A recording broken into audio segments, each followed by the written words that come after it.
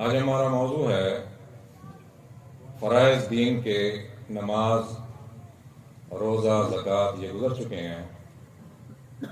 اب آخری فریضہ دین کا اب حج کے دن شروع ہو رہے ہیں۔ 15 شوال کے بعد حج کے دن شروع ہو جاتے ہیں۔ تو ہمارا موضوع خطبہ حج ہے۔ نبی کریم صلی اللہ علیہ وسلم کا خطبہ جو ارشاد فرمایا حضور نے حج میں، وہ موضوع ہے۔ تمام کتب احادیث میں یہ موجود ہے خطبہ حج۔ 1.25 لاکھ صحابہ نے یہ خطبہ سنا۔ سب سے زیادہ راوی اس حدیث کے ہیں خطبہ حج۔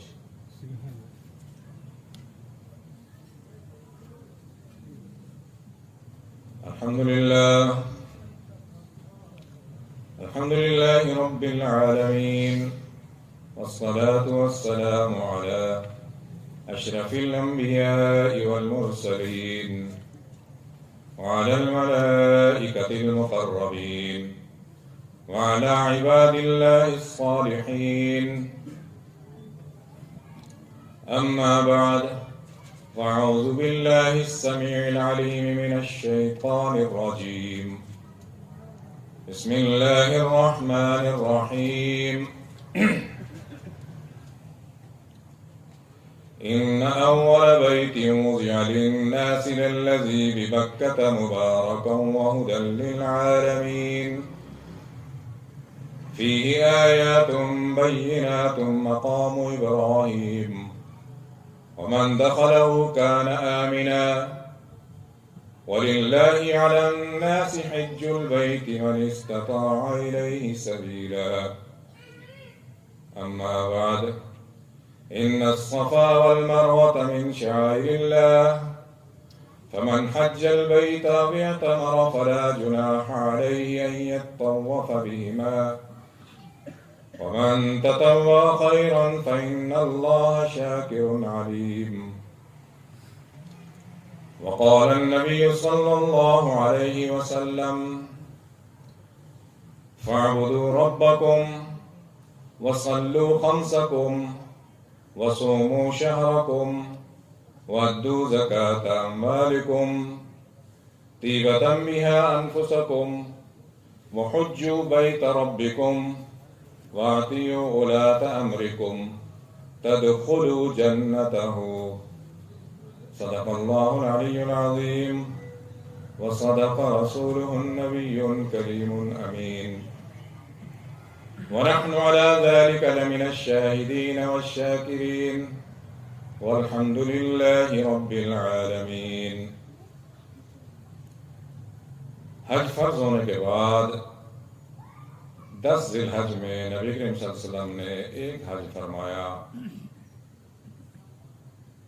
اس کے بعد 9 ذی الحج کو عرفات میں حضور نے خطبہ ارشاد فرمایا۔ اسے حجۃ الوداع کہا جاتا ہے۔ 9 ذی الحج کے بعد 12 ربیع الاول کو حضور دنیا سے تشریف لے گئے۔ 3 ماہ 3 دن دنیا میں رہے۔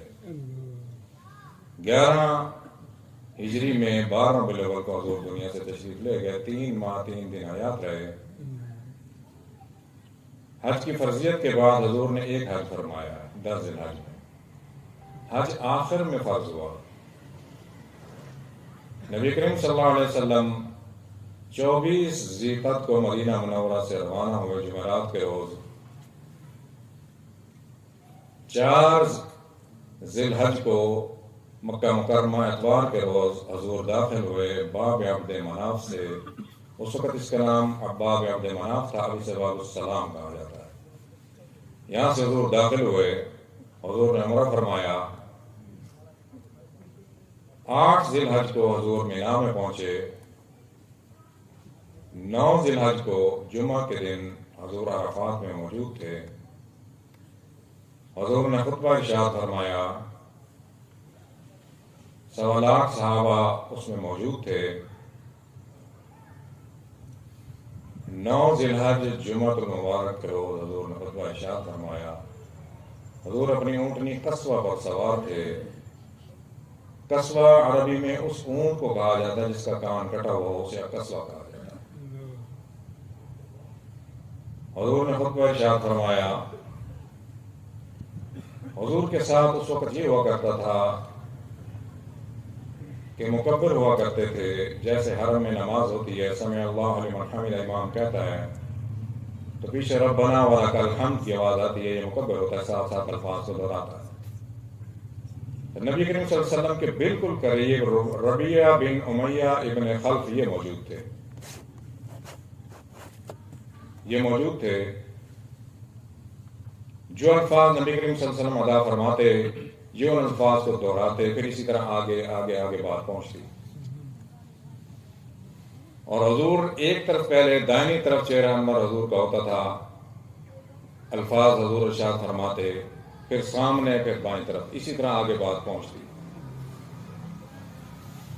دستور یہ تھا اس وقت بات پہنچانے کا